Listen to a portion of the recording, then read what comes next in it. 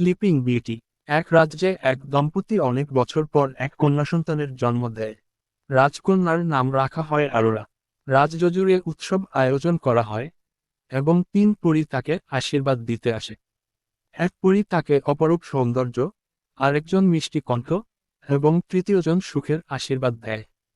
কিন্তু তখনই এক দুষ্ট জাদুকরী ম্যালেফিসেন্ট সেখানে এসে ঘোষণা করে, আরোরা যখন 16 বছরে পা দেবে তখন সে সূচে আঘাত পেয়ে গভীর ঘুমে অচেতন হয়ে যাবে। রাজা রানী আতঙ্কিত হয়ে রাজ্যের সব সুই ও তাঁত নষ্ট করে ফেলেন। আরোরা বড় হতে থাকে।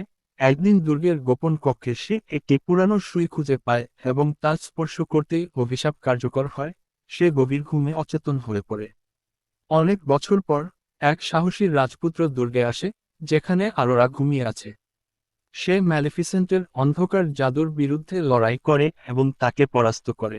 এরপর সে অরোরাকে ভালোবাসার চুম্বন দেয়, আর জাদু ভেঙে যায়।